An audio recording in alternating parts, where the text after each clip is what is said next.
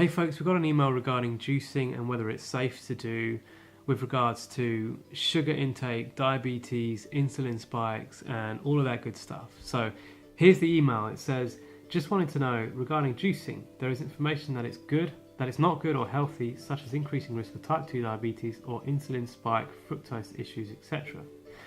I also heard that the body is always detoxifying and therefore juicing wouldn't be required and it's better to consume whole fruits instead. What's your opinion? What's your experience? I've tried to find if you mentioned this, but couldn't find any videos. Would smoothies have the same effect? Or is it less of a concern due to the fibre content still in it? Just wanted to know your opinion. It's just that there's an overwhelming information on the good, bad effects of juicing. It's difficult to make the appropriate judgment. You're absolutely right that there's so much conflicting information on the internet. And who on earth should you listen to? Should you listen to me? Should you listen to Rob Stewart? Should you listen to Dr. Morse? Should you listen to McCullough? Blah, blah, blah. There's so much stuff to get your head around. The first thing I would say is if you really want to understand this thing from top to bottom, from a scientific standpoint, then you've got to read Dr. Neil Barnard's book on reversing diabetes. He goes into what causes diabetes, what insulin actually is, what blocks insulin, what resists insulin, what causes insulin spikes, the fructose issues that you're talking about. So if you want an in-depth answer to your question, then have a read of this book, Dr. Neil Barnard's program for reversing diabetes, type 2 diabetes. It really goes into much greater detail than we can get into in a video. Based on the research that I've done, on the articles you can get on PubMed, or the books that I've read, the videos I've watched, I've reached the conclusion for myself that type 2 diabetes is caused not by sugar, but by fat, by intracellular fat. That makes the most sense to me, and it's made the most sense also to me with regards to my clients and with regards to my own personal experience on this lifestyle. You can make your own, please make it a well-informed decision based on all the information available to you.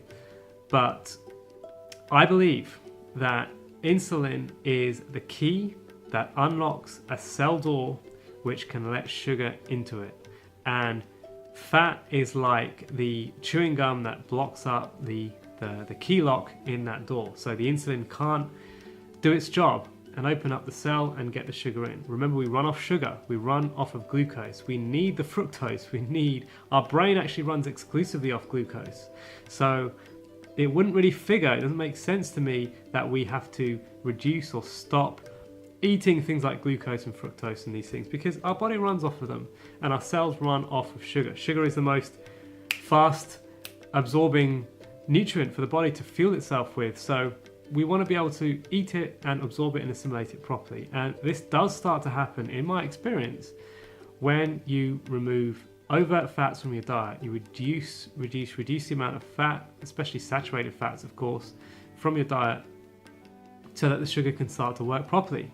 And once you've done that, once you've adopted a whole foods plant-based, low-fat, 80-10-10 style, whatever you want to call it, lifestyle like we talk about, like we promote, you'll find that the sugar can start to do its job properly, get to the cells, your energy levels go through the roof because you're not used to having this kind of energy to your cells. And it's no longer an issue for you. You don't need to worry about type 2 diabetes, etc., etc. I primarily promote green juices. So juicing kale, ginger, carrots, apples, celery, cucumber, parsley, cilantro, these types of things. This is what I promote juicing. I don't really talk too much about juicing oranges and pineapples and those things. Not that there's anything wrong with juicing and consuming the juice from those things, because if your body's working correctly, then you don't need to worry about the uptake of those sugars. Your body will be fine, your body will thrive on those things. But for the healing program, I'm actually talking about juicing things that are not even particularly fructose rich. I'm talking about dark green, nutrient rich, phytonutrient, mineral rich juices. That's what I'm really talking about here. So hopefully that should make the problem even less of a threat to your mind with you know, when you read about the juicing in the Complete Guide to Healing Eczema. You say here, I also heard that the body is always detoxifying and therefore juicing wouldn't be required as it's better to consume whole fruits instead.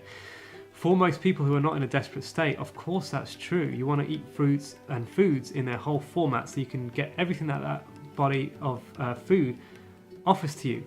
But we're talking about desperate times call for desperate measures here. We're talking about you're in a situation where you want to just absolutely smash your body with nutrients, minerals, phytonutrients.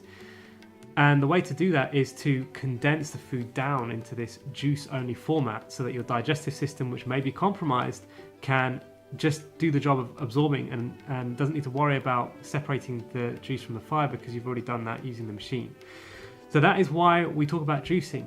That's, in a nutshell, why I still promote juicing daily to overcome eczema, psoriasis, dermatitis, and all these other things. A great video for you to watch specifically about juicing is just here. If you want all my videos in one place in a playlist, that video is just here.